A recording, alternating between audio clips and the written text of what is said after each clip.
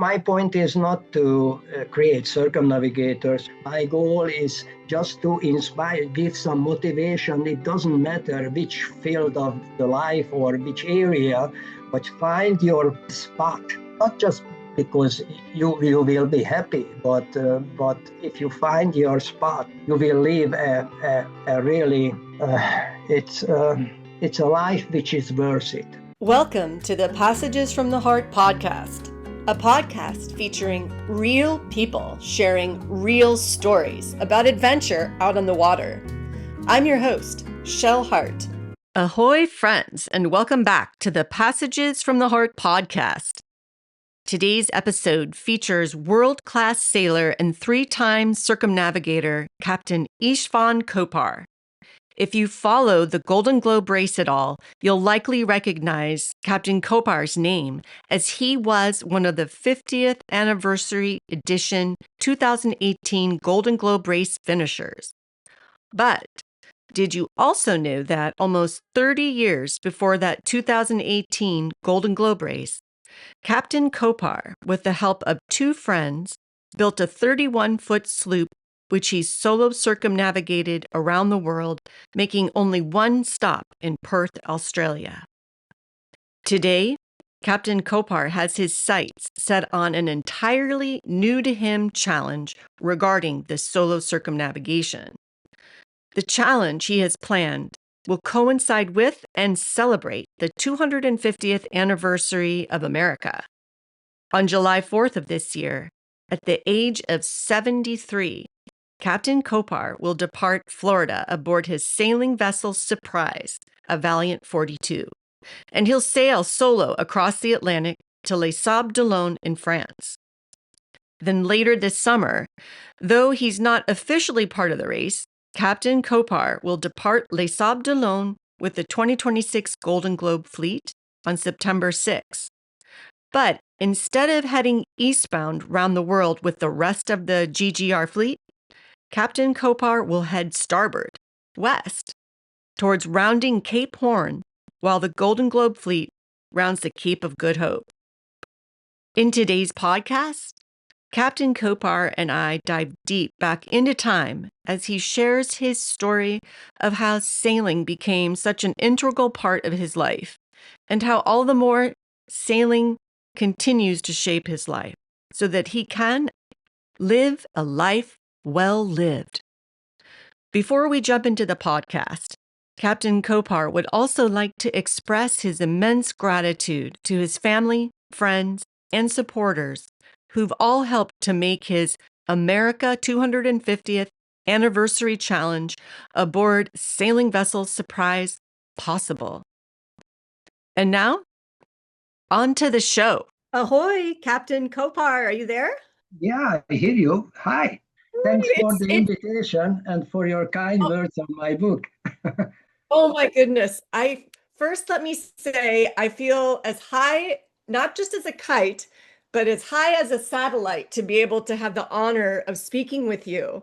When I was reading your book, I loved the raw honesty, the emotion that you brought into the narrative, because you do touch on the technical things, the challenges of sailing Salammbo around the world back in 90 to 91. But I love the vulnerability that you also show that you felt during the voyage. Something that comes to mind is early on in the voyage, you talk about how you had the digestive issues. I think dealing with that challenge seemed like it made it hard to just sail the boat because you weren't physically feeling that well. And then also you talk somewhat about missing your family. Am I kind of interpreting all of that right? Because to me, it did seem like a significant challenge of the voyage, at least initially. Well, first of all,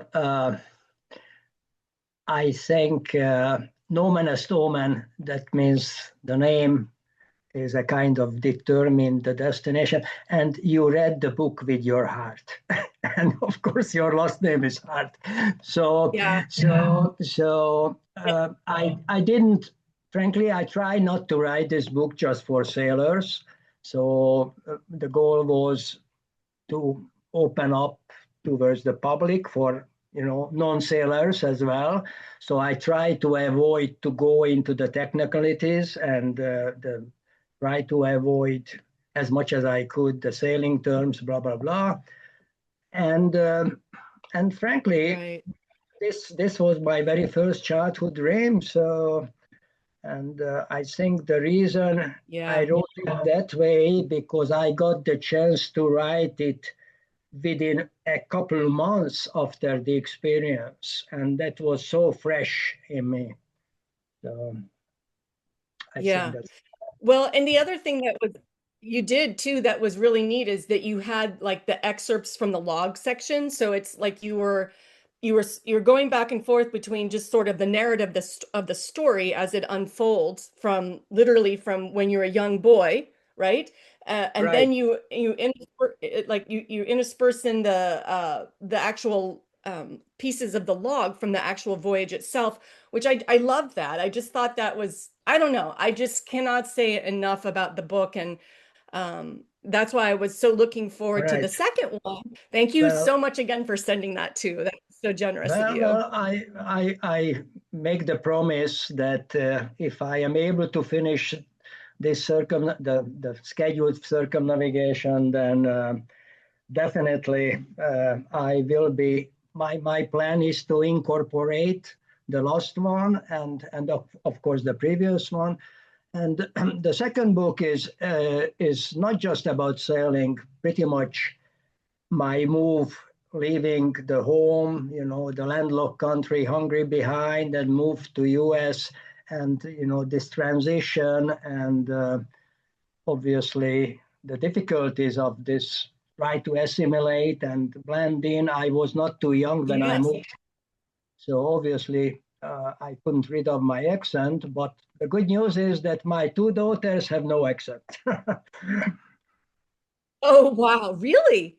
Because didn't your first daughter, she did grow up in Hungary, correct? Did she not? Well, she was 16 when we moved, and the younger one was maybe 15, 16 months old.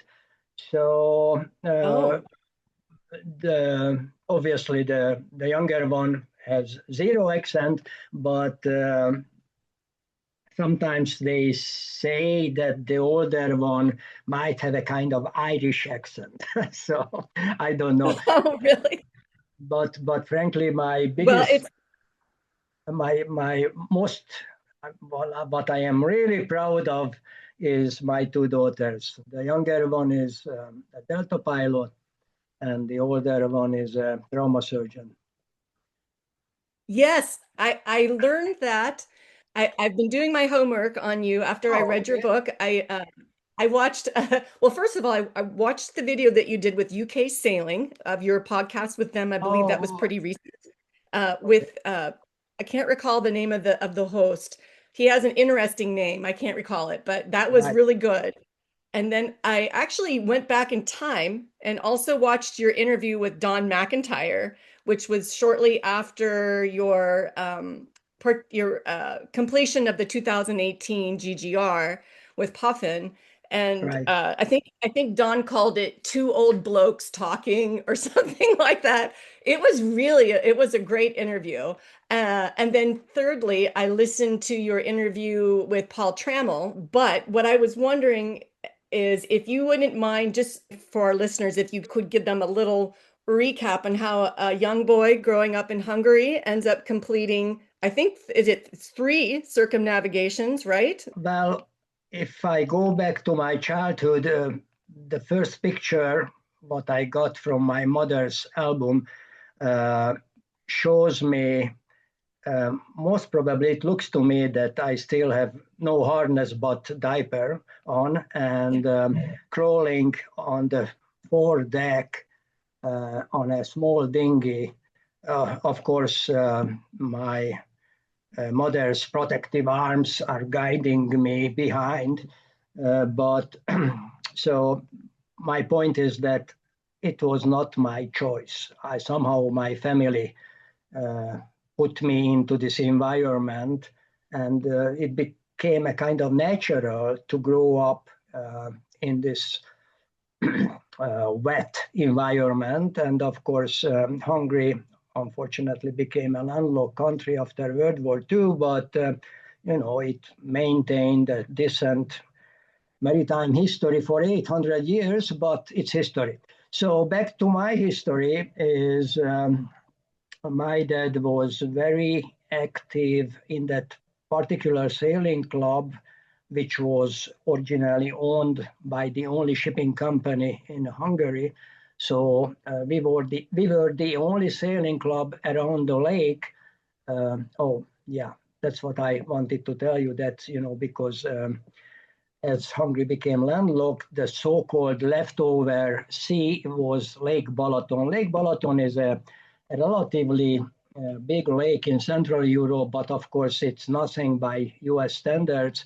It's about 70 kilometer long, and the average weight's about 12, 14 kilometer. It's very shallow, but it's perfect for dinghy sailing and even for small keelboats like Star Soling and even Dragon and bigger sailboats. So it's a very good sailing ground. And so my dad was the commodore of this sailing club, which was, as I mentioned, owned by the only shipping company. So the unique thing is that in our club, everybody, all the members were connected not just to sailing, but generally certain areas of a kind of commercial shipping, either as a builder or as an engineer or as actually a crew member. But so it was somehow the hobby, the sailing, and the profession, the maritime, somehow started to blend together from the very beginning. So as I grew up, the big challenge was when thanks to this background, I got the chance to go on sea during my high school years. I was 17 years old, and during the summer vacation, it became really long because they couldn't get me home on time, so it was 3 months when I served as a deck boy on a merchant ship, a cargo ship. And I think that was the real decision maker experience, because 3 months on a cargo ship, pretty much exploring not just the Adriatic Sea, the Mediterranean, the Red Sea, visiting different countries. So that increased my horizon, and somehow I just got really attached to this profession. And so the big dilemma, because I was pretty good in sailing, in competitive, round the buoy racings, but somehow I thought that, it's much more exciting, much more adventurous to go abroad on a ship and explore the world. Yes. And so then with the first voyage, I wanted to ask about the boat, Salammbo, 31 foot, and you and a couple of friends, I think you mentioned you built her, but I was wondering, did you actually, who was I thought you said it was a Swedish designer that designed the boat. Is that right? Yes. Okay. Yes, but it's I always had this. Maybe I was 12 or 13 years old when I read Sir Francis Chichester's book about his one-stop solo circumnavigation, and he was the first one who did the solo. Okay, with one stop, he stopped in Sydney, but at that teenager age, I said, "Wow, I'd like to do that." So I had this dream immediately planted at an early age, but the life took a different turn because, yes, the merchant the commercial marine environment was great as a prep.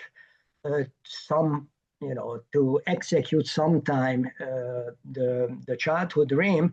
But of course, as we know, life can take different turns. And on one of my long vacation, when I was on vacation at home, I met the lady who reshaped my schedule, and pretty much I got married relatively early, and so this childhood dream was a kind of moved away from the near horizon. But again, when I was actually, it was 84, yes, 1984, actually 1983, just before Christmas, when I was on a ship in Singapore, and I got the telegram that my younger brother, unfortunately, is in the hospital, and it's in a critical shape, and I had to fly home. And this was a major change in my life, because within 6 months I lost my brother, my mother, my mother-in-law. So I became a kind of skilled family member to arrange and manage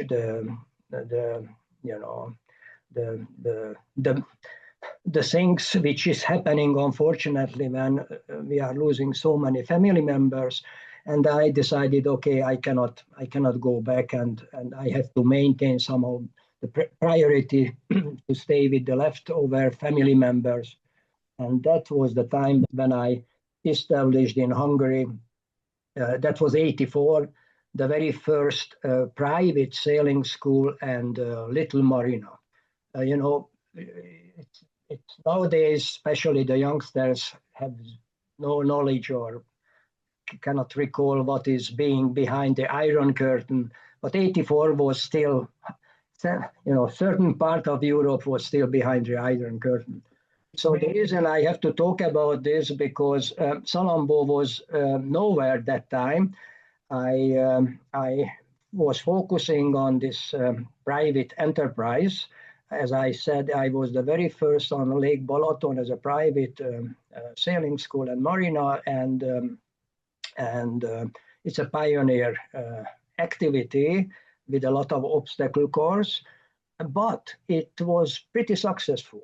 I relatively soon increased. I had a joint partner, so we became the very first joint venture with an Austrian guy, and we started to import French-built sailboats on Lake Balaton, nice Janos, Beneteaus, and interestingly enough, our charter business was booming, and the West German family members invited the East German family members on the chartered boats. So it was a pretty good deal for us, but the Communist Party didn't look it that way.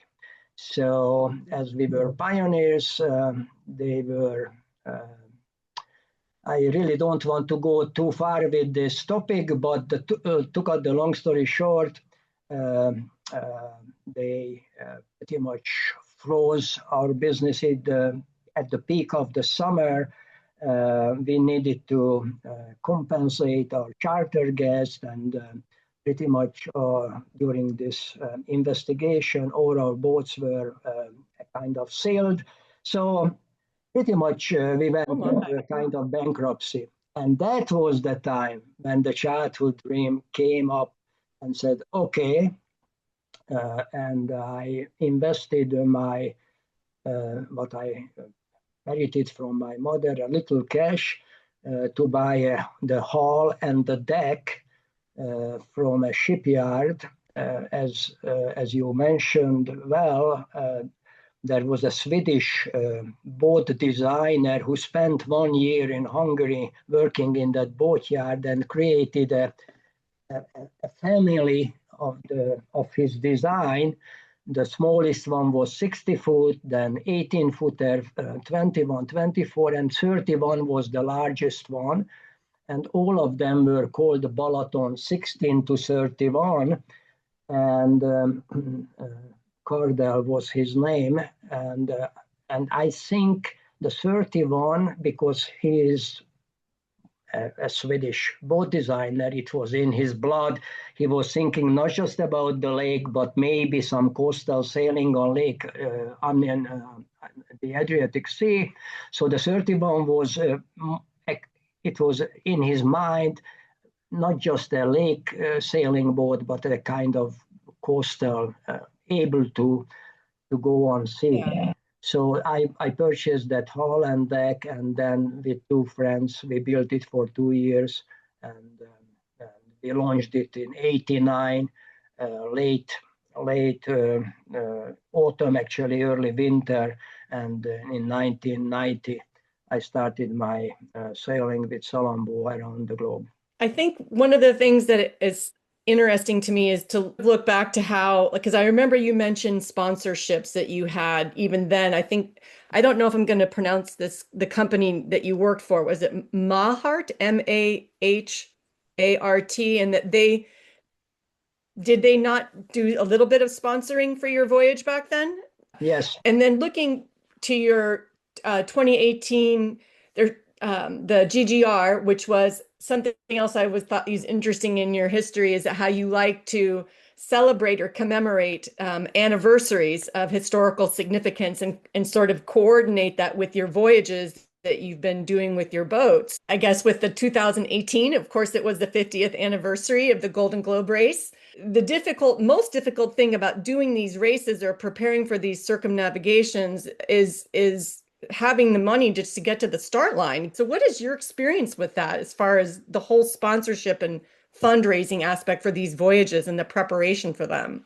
So first of all, the success of the circumnavigation is definitely depending on the prep on land, which is usually money dependent. So pretty much you kind of drafted well that that's the crucial thing is the financial support, the sponsorship.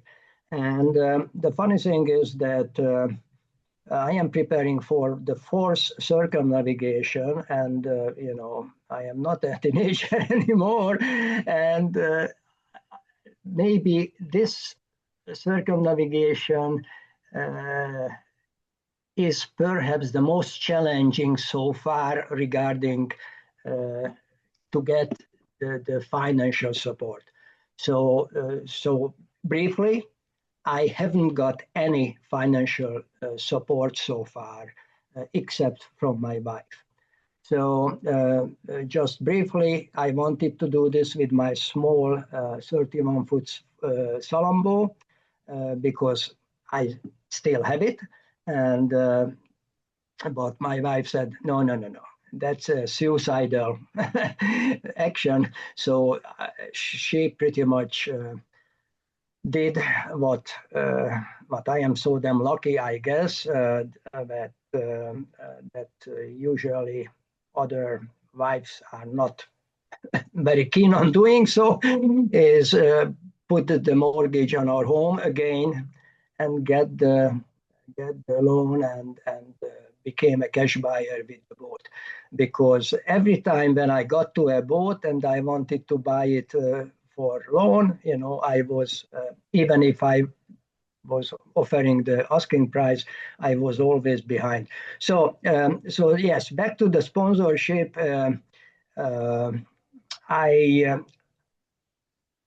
There are certain people, and of course it's depending on where are you looking for sponsorship, because I wouldn't say that in France it's easy, but definitely easier than in Hungary or in the US. So you have to know, it's a kind of well-known fact that in France, the sole offshore sailors are celebrities. Their activities. The One Day Globe is part of the national education. The schools, the whole education uses really in a smart way to attract the attention of the students towards different topics, which is perfectly found in a circumnavigation.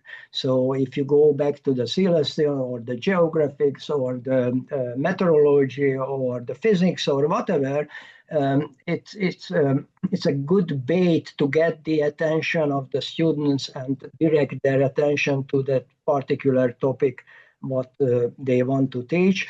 So and plus it's business. The One Day Globe obviously it's a different animal because it's a high tech thing. Every race is the most advanced technical inventions are built into those boats and in the operation of the boats. So the Golden Globe is, again, it's completely different. That's the old school, go back to the roots. And I think that's one of the reasons it's not so successful with sponsorship. As far as I know, the Golden Globe race organizers still don't have sponsors. It's not just not just the entrance, but even the race organizer have difficulties to get sponsors because the nature of the race, you cannot use high-tech communication channels and equipment. So how do you maintain the publicity and all the marketing activities if you are isolated from the... So that's the reason that it's completely changing.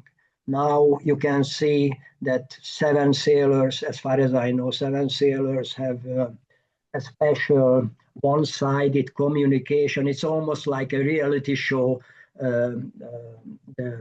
On the land, people, the followers, can watch their activities on the boat, but they don't get any kind of outside aid from land. That's the idea. We shall see, of course. We don't know yet. But the point is that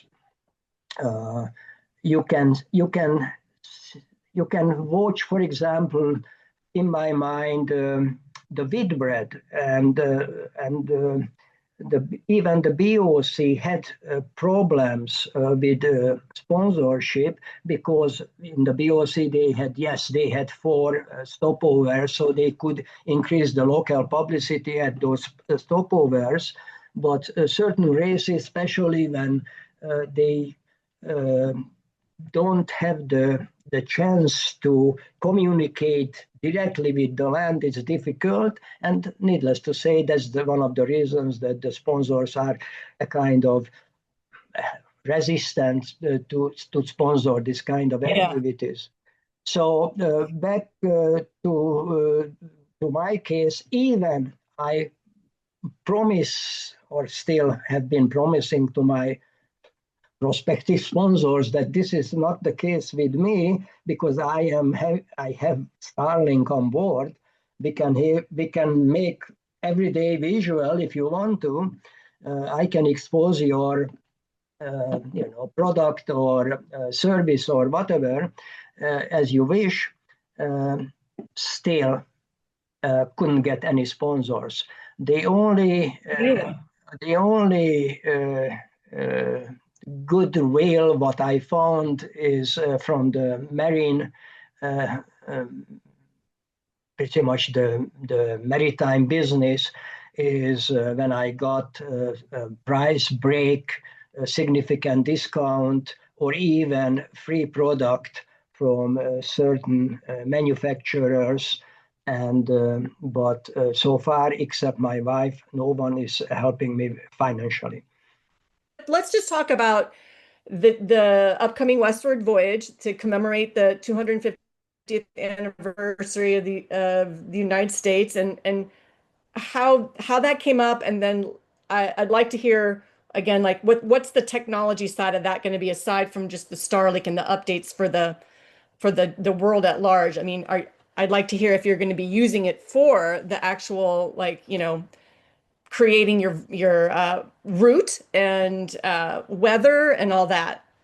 Well, if you don't mind, I just I try to answer your question, but I am.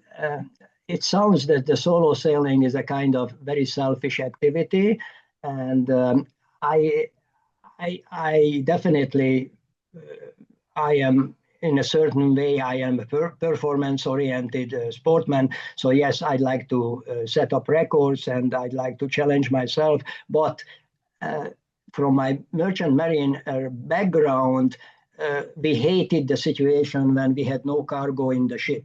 So I always like to put some cargo and not just sailing, just having a circumnavigation, which just sailed for fun.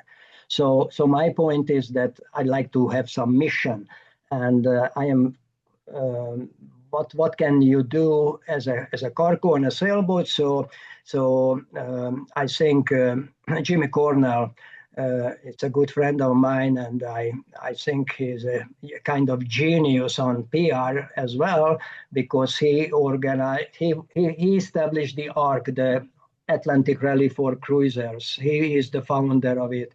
He invented the Hong Kong Challenge, exactly creating 18 stopovers in a circumnavigation just to increase the PR and the marketing and getting more sponsorship. So I think that Jimmy is very smart in this way and in other way too, and a great sailor. I'm just crazy about anniversaries. So I came over to the US when in Europe we celebrated the 500 years anniversary of discovery of America. So it's Jimmy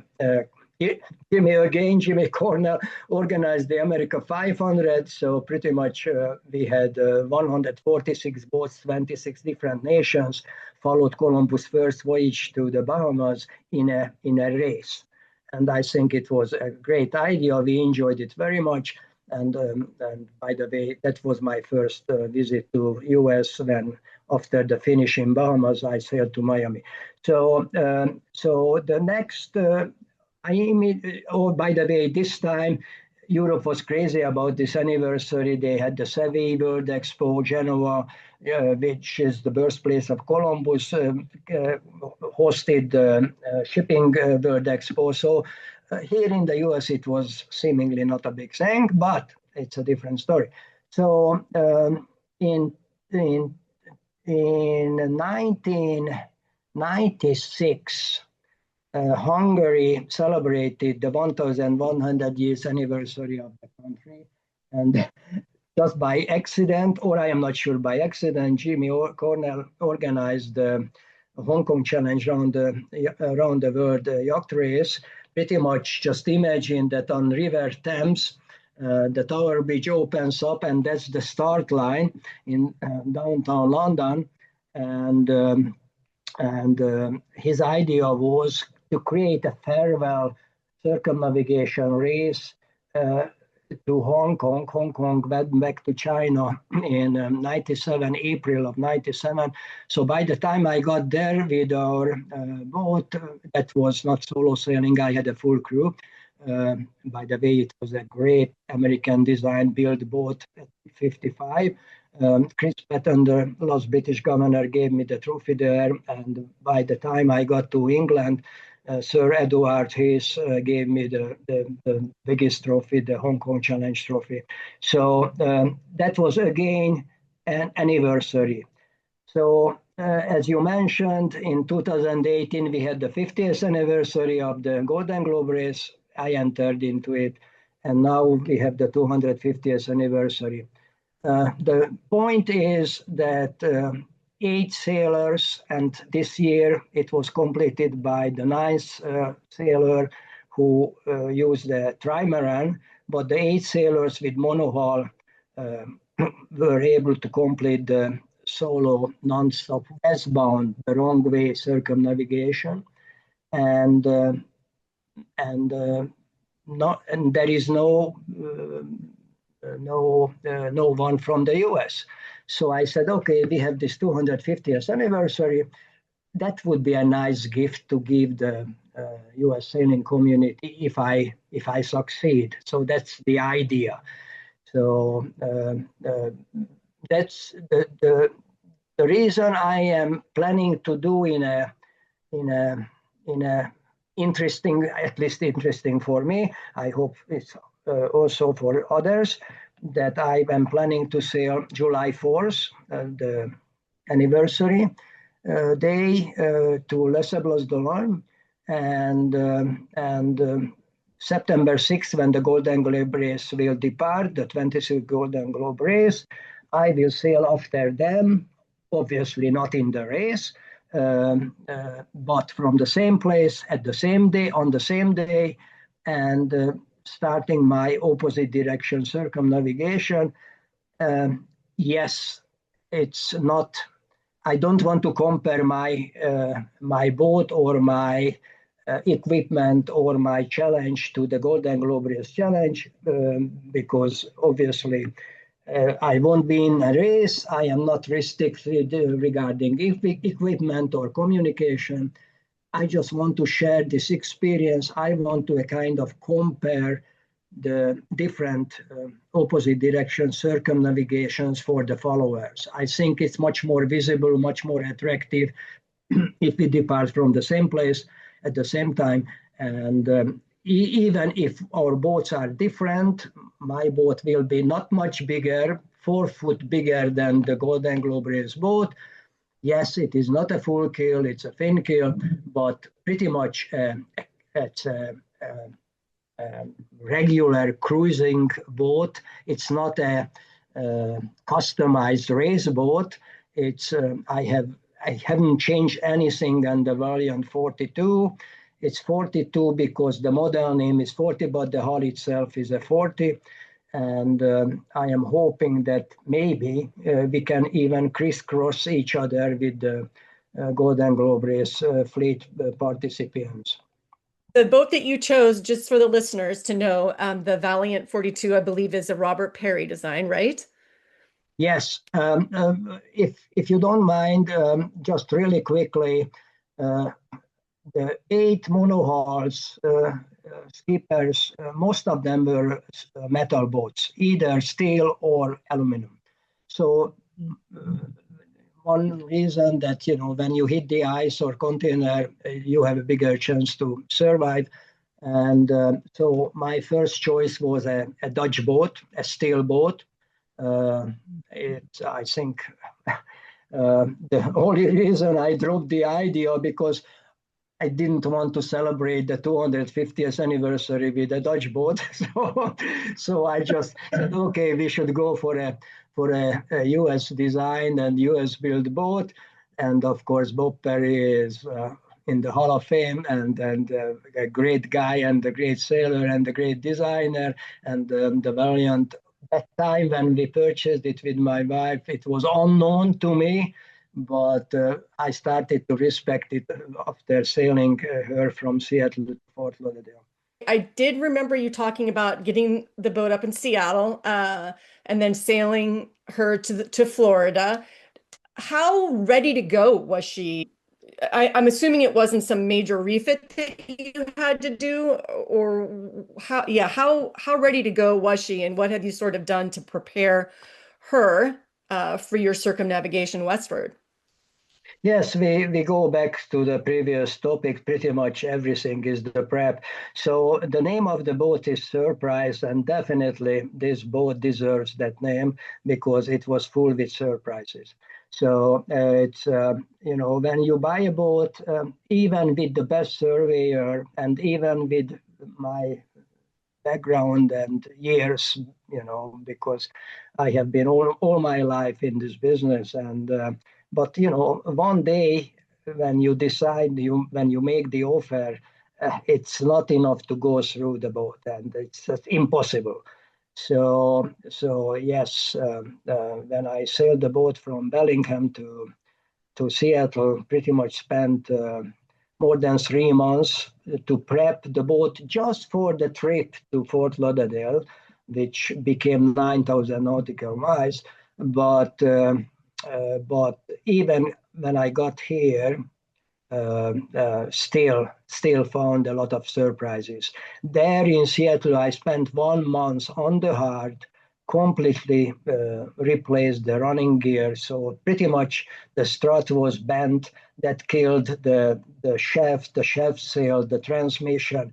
So when you go into this situation, you immediately, it's the money just it's there is no limit, and the more you open, the more you find, and it's still I still have hidden spots and still surprises, but at one point you have to leave the port.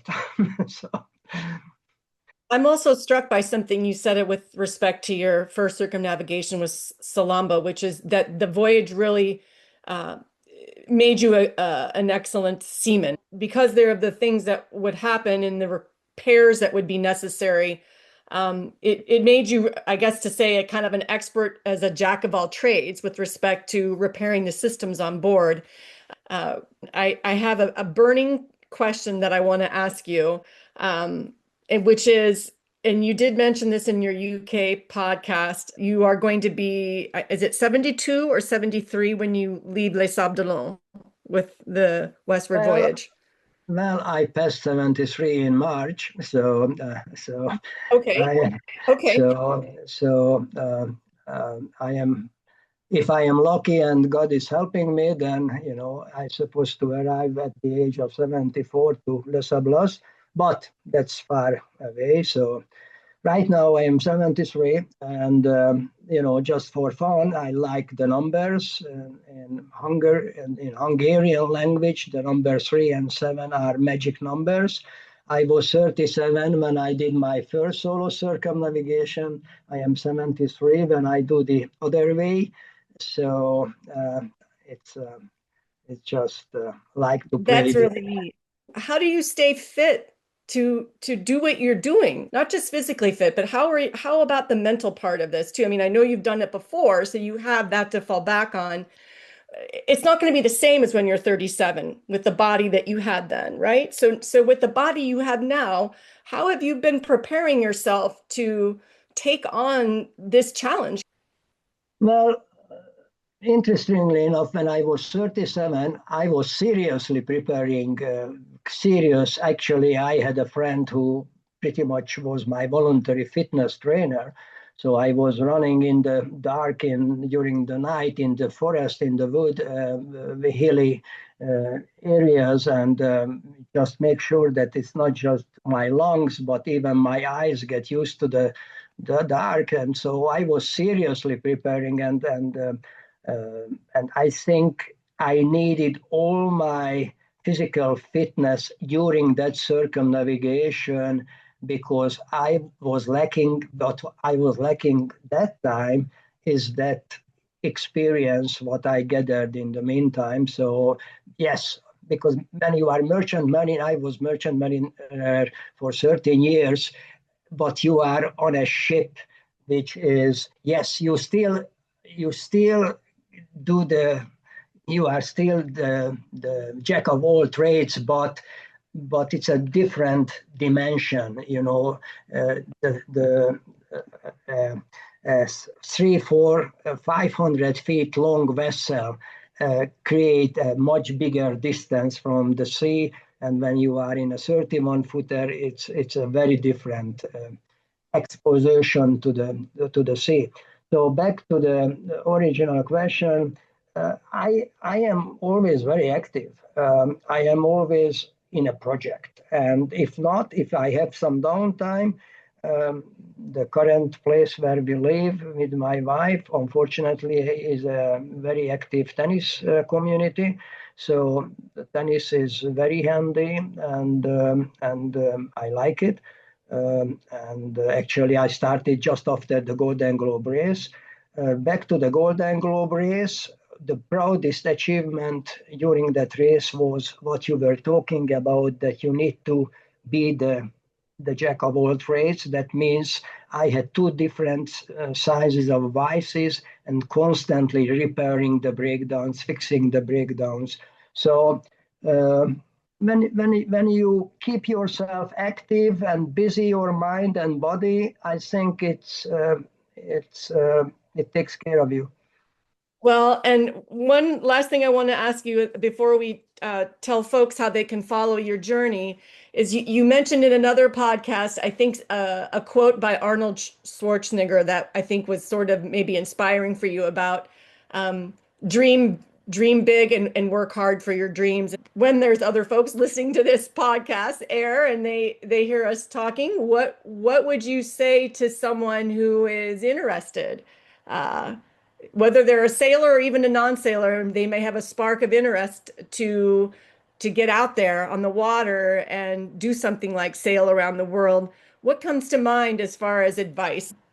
Well, first of all, the reason I love sailing is not just because I enjoy be on the water in the nature, and of course pretty much experience the unlimited freedom, which is fantastic. But at the same time, I think it's a great tool, especially towards the youngsters, to expose pretty much grab them, remove them from their new virtual world and take them back to the real world where they can have one-on-one personal impacts. And I think sailing pretty much a great vehicle for that. But my point is not to create circumnavigators or convince people that this is the way to go. My goal is just to inspire, give some motivation. It doesn't matter which field of the life or which area, but find your spot. And if you like it, and just keep going and try to get make, not just because you will be happy, but if you find your spot, obviously you will live a really what's the right word? It's a life which is worth it, and it just. We believe that it's funny that we are already planning condominiums on the moon, but back to the sea again, we just scratching the surface there. We are still have so many unknown things, not just under the sea, but in our planet. And there are so many different areas where you can find that particular spot and fulfill your life. Okay, well, before we sign off, is there anything that we haven't covered that you would like our listeners to know? Well, I think it was pretty lengthy so far, and to maintain attention for such a long time, it's difficult. So I would rather talk to you during the voyage. We can. That would be fabulous. As long as the Starlink works and I have the energy to run it, the batteries, obviously, if I can keep the batteries full, then hopefully it would be, I think, shorter, a kind of reels, little shorter, maybe visuals. I think that would be great. Fantastic. I would love that. Well, let's talk about how folks can follow your journey. Let's talk about your website and your socials. How can people learn more about you? Where should they go online? That's another problem for me because I am so short-handed, and because of the lack of money, I cannot hire, persons who are really familiar with the communication equipment and the channels and so on. So just today, this morning, I contacted Calver which is a high school. My younger daughter spent 1 year there, so I am a kind of alumni parent there. And they have a serious sailing program. Actually, they have a tall ship. And so I just talked to the head instructor there, and they are really crazy to follow this. So that's one. And Rob Kreffa is my previous sailing instructor trainer colleague at US Sailing, who is running the sailing program at SUNY Maritime Academy in New York. We will talk about this tomorrow. So I am hoping that if they kind of open up new channels, new social media platforms, and if you have an idea for this, because yes, I am not so savvy with this digital communication equipment and channels, and what I can do is obviously keep my posts relatively active on Facebook and maybe Instagram, and I don't know where else, but definitely the problem, for example, to update my website, so that my website will be lagging always behind, because my website master or administrator guy has a full-time job somewhere else, and he is really busy there. So if you have any suggestions, I am open how else we can kind of spread the word, what channels we can use. But if you are available, I can send you, little video clips. Yeah, I will tell you, for someone who was a technology trainer as my first profession, I'm not really up with all the technology as far as all the social platforms, because there's so many of them, right? And we all only have so much time, but it seems, I think I guess it also depends on your age group. Like, I understand that, younger people aren't using Facebook as much. And I guess TikTok is pretty popular. I would do whatever I can to try to help you with this, because I think your story is great.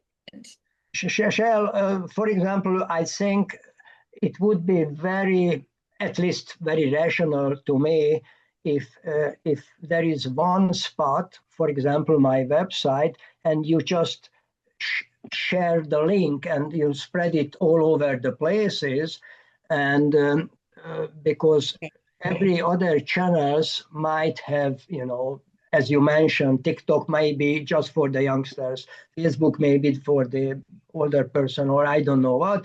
But my point is that to post the link would be much more productive.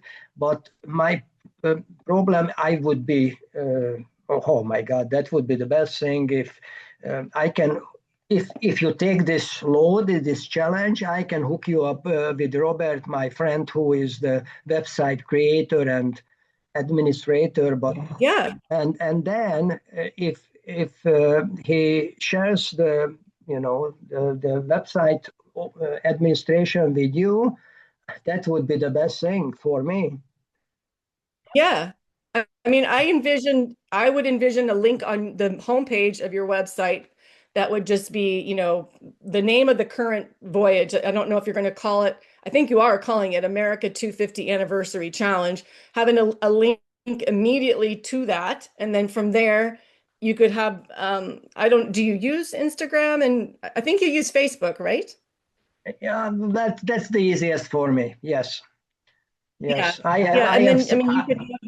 I have 3 different pages on Facebook, but again, if you can hook up with Robert, and of course I share his availability contact with you, and if you take this challenge, then that would be, I think, the best solution. I think. Yeah, that sounds good. I'll do whatever I can to help. It'd be my honor. Truly.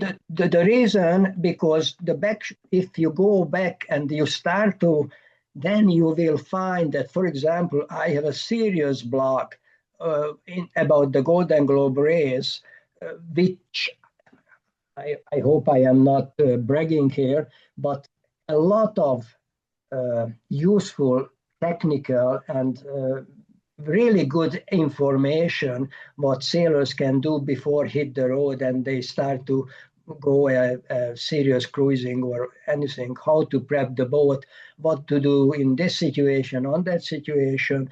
And it's a lot of useful information already there. So it's Yeah, and this is on a blog. Is it a blog?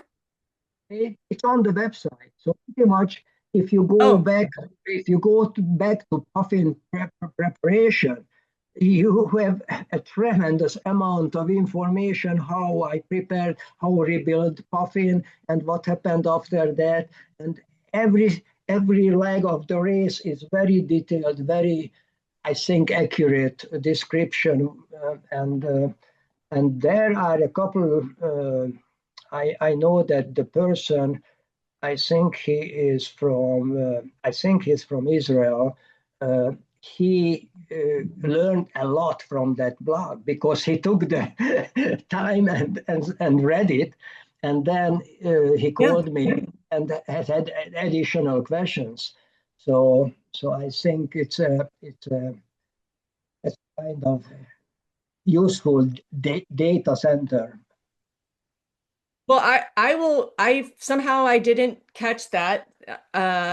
I'm ashamed to say, but I will go back to that because I would love to read that myself.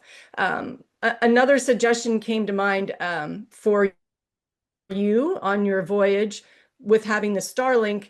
You probably remember with Vendée Globe, they had, my biggest complaint was that they didn't really highlight a lot of different sailors. They tended to focus on just a certain amount, select few sailors. But what I liked about that is that I think they did a once a week sort of check-in with the world. And they would post it on YouTube or I think maybe Instagram. And although I know that might be a lot for you, it just could be an idea where perhaps you did a 2-minute update once a week on a YouTube or Absolutely. Something like that. You know what I mean? Like that would be maybe an idea to kind of borrow from them with that. Because I know that we used to watch them, my husband and I, we enjoyed that. And then each sailor also had their own stuff that they did, but the Vendée Globe itself did have, so anyway, so just saying that could be something you, as doing what you're doing, could maybe incorporate an idea like that, perhaps. Absolutely. By the way, I have a YouTube channel, and you can see even on the website, if you go there, you will find, unfortunately, the 40 minutes long video is with Hungarian narration, but you read the book, so you can see the visual version of that book. So if you have time for that. Yeah, that I would love to do that. Well, in closing, I just want to extend my deepest heartfelt gratitude to you for your time. I know how busy you are and all this things that you've got on your plate right now. It just means a lot to me that you set aside this time to speak with me. So thank you so much. Thank you very much, Sean. Thank you. Thank you. Thank you. You take good care now. All right. Have a great evening. Bye-bye. You too. Bye-bye. If you are enjoying my podcasts, please consider following and/or subscribing to my show. Your support truly means the world to me, as well as inspires me to keep bringing you stories from others out there with a passion for getting out on the water. Until next time, fair winds.